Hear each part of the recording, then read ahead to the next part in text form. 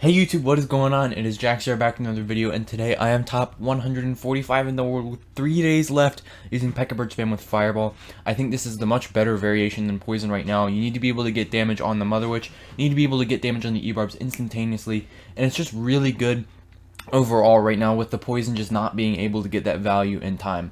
So we're going to go into some replays that got me here against some really good players, and hopefully you can close out this top 200 finish. But also, before we get into the video, I want to talk about channel memberships. Some people have been talking to me about channel memberships. Some of my friends said that they implemented it and it's been doing really well for them. So I came up with some ideas, and I'm just going to read them out here, and you guys can comment below whether you like them, dislike them, don't want me to do memberships, don't want me to do memberships, any suggestions you have. So I currently have them set up like Twitch subs, so $4.99, $9.99, and $24.99 a month. The first one gives you access to 4 emotes. One of them is like me edited onto a Pekka, so I thought that was pretty funny. Another one is me edited onto a Magic Archer, and I'm pulling it back, like the shot back, like you're ready to shoot. You get some loyalty badges for when you comment or are in my stream chat. If I stream on YouTube, I probably will if I end up doing memberships. And then you also get to add me to your friends list, exclusive members only videos. I'll do 1 or 2 of those a month, and a follow back on your socials. Now, the friends list will either be through Supercell ID or the normal one. Depends on what I have space for. But that is $4.99 a month. The friend link is permanent, unless I get 200 members, in which case we'll have to see how that works out. The next tier is $9.99 a month. It's got all the previous perks, plus you get to choose my deck for a video once. Can't be doing it more than once, because if I do it every month, then I won't have time to make normal videos, but a couple videos per month with the deck that you guys choose. You get to play some games with me, so I'll come on and do some 2v2s, 1v1s, and I'll do it for a good amount of time. I won't just go and be like, oh yeah, 5 minutes, 1 game, or something like that. And then the third tier is $24.99. You also get everything before that, plus 1 free hour of Pekka coaching, which normally costs around $20. So if you like how I commentate, I try and like coach you directly in a one-on-one voice call on Discord. I ask you some questions to get where you are with Pekka, and then I go in and coach you, and that's normally $20 an hour. You get 1 of those hours for free with the third tier as well as everything else. So let me know what you guys think about that, and without any further ado, let's get into the replay. Alright, so going into the first match here against Serge TS, who's a really good competitive player, and he's super good with a bunch of different decks, including Royal Giant. So this is obviously going to be a good player to play against, but he has a really good matchup for me because he's running this Mother Witch deck with no E-Barbs. If he had the E-Barbs, this would be a different story. I don't personally think that's a good matchup for Pekka. Some RG players disagree. I don't know, I just can't play it well, so it might just be on me. However, we go with a Bandit, he Fisherman's it, and we're just going to cycle our Ghost towards it. It's going to be a good play. He goes in for a Mega Minion, so I go with the high Magic Archer. And when the Fisherman dies, the Magic Archer takes a step forward, and it causes him to miss his Fireball there, which is really good for me. So I Pekka in front, because he's down a ton of Elixir, and I'm not going to get punished for it, because my Magic Archer is just going to put in a ton of work, knowing that he's not going to be able to Fireball it. So we go in for a Zap to kill his Skeletons. He's going to Mega Minion. Magic Archer gets a ton of damage, and he has the E-Spirit, which puts him really low. And I knew he's like, okay, he's really low on Elixir, so I Battle Ram at 0 in the other lane. And then I Bandit to Kite, so I don't take... That's a good play, because I don't take the Mega Minion damage, nor do I give him Fireball value. You couldn't have just Fireballed the Battle Ram and the Bandit when it popped, and now we got a ton more damage, and we actually forced out some more Elixir, which is really good for me. And yeah, that's just, like, that was a really nice play by me. I was considering spamming her at the bridge, and I was like, wait, if I do this, it'll be better. So that's something that I wouldn't have done not that long ago, but it's something that I've started to recognize. So I just go with a high Magic Archer, because I don't want the Ghost to just die to the Mother Witch. And I want to get counter push out of that. We force out his Log, and the Magic Archer is still alive. It's going to force out an E-Spirit here. Like, that's really good for me. And all because I didn't let his Mother Witch just kill everything. And we got a Magic Archer shot on Tower 2, which extends the damage lead. And at this point, it's going to be really difficult for him to come back, because he has to go in to get damage. But if he gets damaged, then I get a big counter push, unless I misplay. So he goes in for a Fisherman, and I Fireball, and then I whiff, and I miss the Mega Minion with both spells. I don't even know how I did that. Oops is definitely warranted there. So we go with an RG or Royal Ghost same lane. He's going to go RG at the bridge. I know he's going to Fisherman as soon as he can, so I go Bandit, and then we Pekka immediately. That's going to attract the Fisherman's hit. allow us to kill the RG, and then I get some really nice fireball value here. We hit the skeletons and the Mega Minion. I missed the Fisherman, but I don't think I could have hit it anyway. I think that was the best fireball value I could have gotten. Now, since the cycle's really weird, we go in for a Battle Ram in the opposite lane. He logs it and hits both of the barbs at the log, but we kill the Mother Witch, thankfully. So now we're in a good position. We're up a lot of elixir, and we're still up a good amount of damage. So I go for a bandit in the other lane. He goes for skeletons, and then I'm just gonna I zap that, and then since he fishermans, I fireball the Mother Witch, which is really good because now the fisherman dies to one ghost hit, and then we have the bandit, and she's still alive, and I magic archer in the middle to start killing off this Mega Minion. If he plays anything else in the middle, also take damage. I go for a late bandit. Magic Archer's getting on tower. We zap the fisherman just to kill it faster. And then the bandit's going to go in and kill his Mother Witch with the help of the Magic Archer. It also forces out a Mega Minion. And this Piggy's going to give me an excuse to ghost because I have to tank for the Mega Minion and kill the Mega Minion. So we can go for a ghost. Then we go for a bandit opposite lane. We're going to be facilitating dueling pressure because if I go same lane, he can get a lot of spell value. It's the only way I'm going to lose this game. Pekka in front, knowing he's going to have to fisherman. Ghost is going to come down. It pulls the Battle Ram instead of the Pekka, which wasn't a great play by me. But we do end up killing the fisherman, and then I just fireball the Mother Witch. Bandit's going to get on tower. I get my zap hit ready really quickly. We get one more hit, and that's going to be a good game. Fisherman pulls the Pekka to himself. Even if he went RG here, I would just E-Wiz, and it would not get enough damage before I cycle back, but he gives up, giving us the win. A very nice first win of the video there against a really good player. And then next matchup here is against Coca RX, and this game was frustrating for me as a player, because I made so many mistakes in this matchup, but was still able to win because it was not a horrible matchup. I don't know he's Fireball Earthquake, and I forgot completely that he had Fireball Earthquake to start with, because he goes Fireball directly on the E-Wiz, and then I go for a Bandit, and then we zap the skeletons and the mortar, making the mortar die, and then we're able to get the Bandit to lock onto the tower right there, which is really good for me. So we get a damage back, which is lucky there. We don't always get our damage back if we have to give up something like that mortar hit right there, which kind of was a starting hand. I didn't have really anything else other than the E-Wiz. I would like the Battle Ram opposite lane, because mortar's their best counter to the Battle Ram. It's their building, so it can easily kill the Battle Ram, but if they put it over there, if they put the mortar on offense, then I Battle Ram Kite, and it forces out even more elixir while the mortar gets distracted. So a nice minor prediction on my Magic Archer, and then here is my big mistake of the game so far. Battle Ram too late, and not even in a good place. So, I let the Bandit get hit by the mortar shot too. The Musketeer is going to come in and kill the E-Wiz with the help of the log, and the mortar still has way too much HP. I can ghost this Musketeer, of course, but the mortar is going to get off one more shot, and now our tower's already dropped to half HP right off the bat. And he sent an email. I didn't even see that. I was muted. I always stay muted during these matches. I have a lot of pressure on me. This is like the best chance for a top 200 finish that I've had in a long time. Normally, at this time in the season, I'm really stuck down low, like below top 500, which is a really hard area for me to break through. But now we are in the top 150, and I have to really close out this season. I gotta close this out, or else I'm gonna be really disappointed in myself. So he goes in for a nice musk. It's gonna kill the Battle Ram, but it's also gonna go into the Pekka, and then I go for a Bandit. Okay, so I know that sometimes the Bandit dashes across the river, and then she's just like, yo, I'm gonna spring back over the river somehow. And I figured out why that happens. So you see how I play the Bandit, and the angle to the Musketeer, I can't like highlight it, but the angle to the Musketeer is like really steep. Like she's gonna go up more tiles than she's gonna go sideways. And whenever that happens, for some reason the Bandit gets thrown back across the river.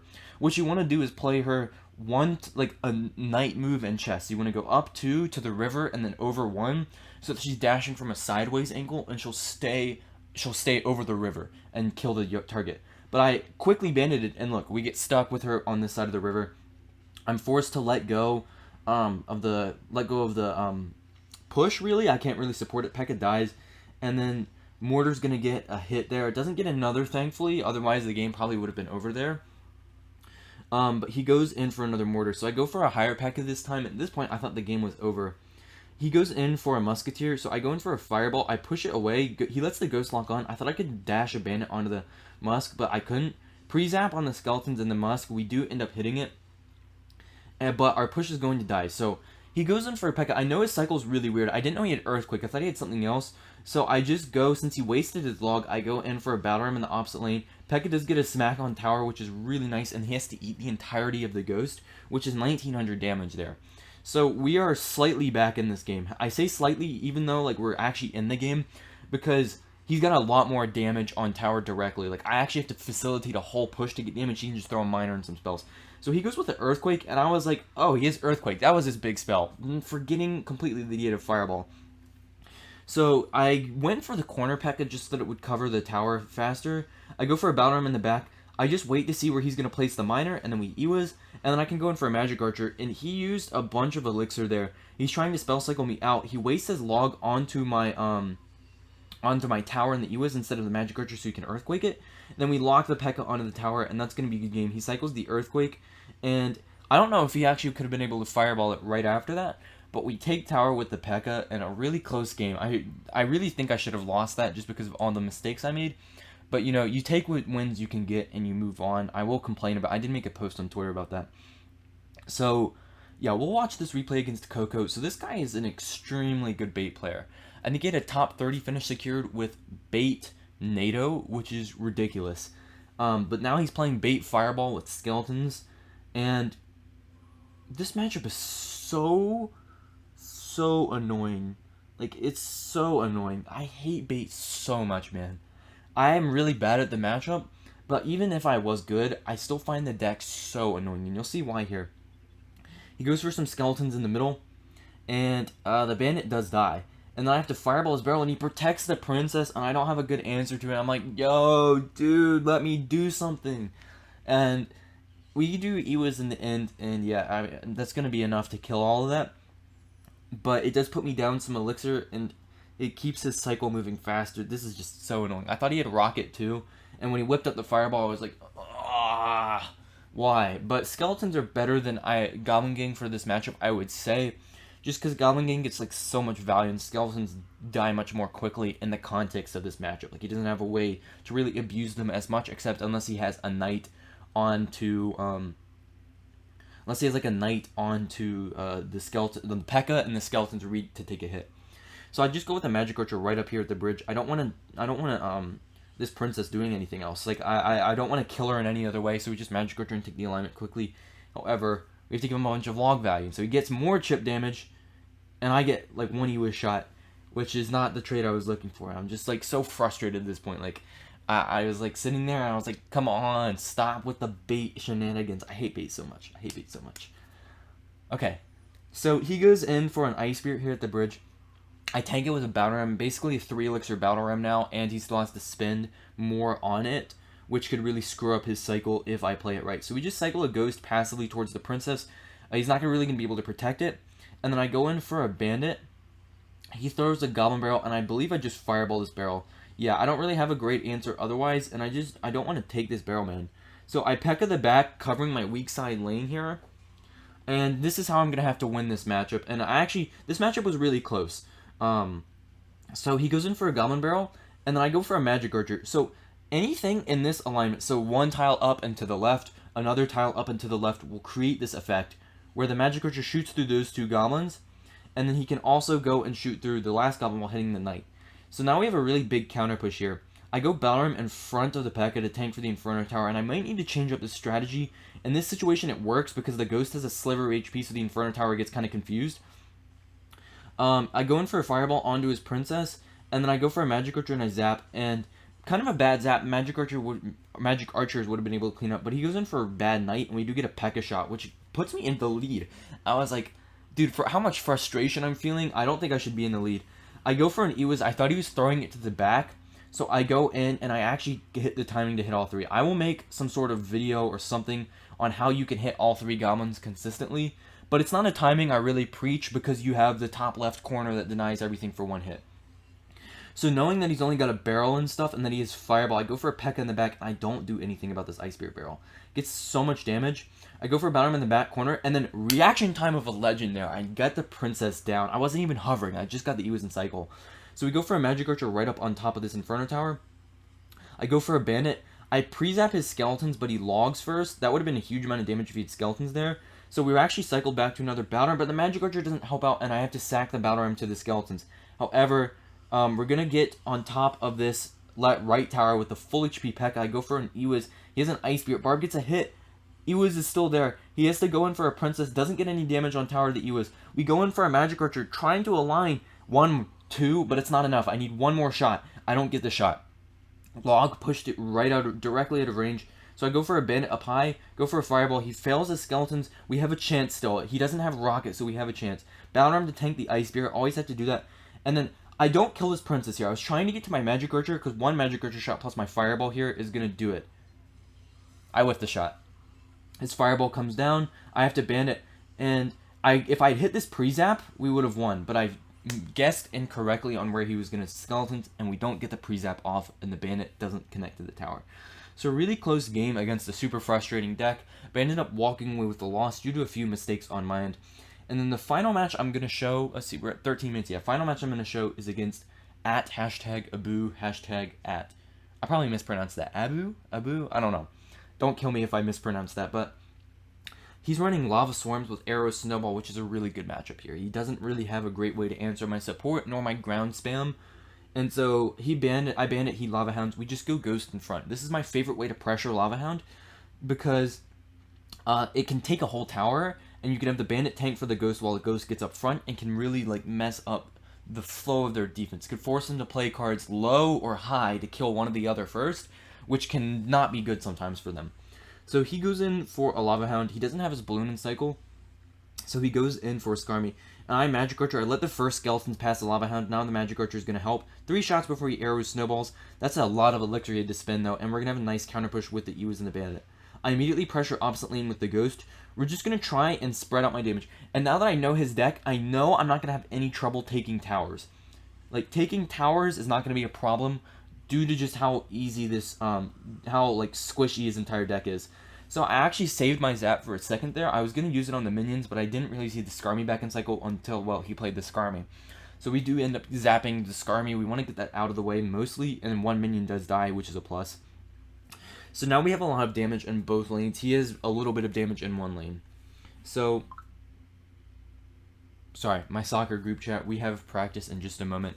I should turn on Do Not Disturb. I'm not used to having notifications. I didn't turn on notifications for anything until recently, so I have to get back in the habit of turning on Do Not Disturb. And so yeah, I was correct here. Tower has to fall for him to even consider making this kind of big push. He goes in for a balloon, and he goes in for a really nice bomber, and I wasn't expecting that, so we have to sack the Magic Archer. He goes in for a snowball trying to push the Ewis out of the way, but we are going to be able to kill the balloon with the Ewis. I'm fine losing my tower here, because we do have the damage lead, and a 2-2 situation in this matchup is going to be really nice for me. So that's where be our aim. If we can keep it 2-1, you know, that's great too. But I'm going to take the second tower. Like, there's not a doubt in my mind right now that I'm going to take the second tower. He goes in for an Ewis. We can get our Magic Archer on top of these minions. I just go for a Bandit dash chain, or dash through the Inferno Dragon, and I whiff my Fireball here. We hit the Inferno Dragon, but we don't hit the Bomber. I'm still not amazing with the Fireball. I still need to learn some things about the Fireball, especially that kind of play right there. So I send a Balrog to his king, because I know he only has Skarmy in hand, and if I zap that, then my Ghost is going to take his tower. Yeah, boom. We take his tower, and now we have the advantage, because we can pressure his king immediately, and he has to respond to that, and I still have my second tower up. He still has to make sure that goes down, and he does, but it costs him too much elixir, and my Magic Archer 3 crowns him, giving us the win against a pretty easy matchup there. So that's going to be some of the replays from my push to top 150 with 3 days left. Hopefully, my next video will be a top 200 finish replay video. Wish me luck, boys. I will see you, and girls, sorry. I will see you guys in the next video. Hope you have a good rest of your day. Peace.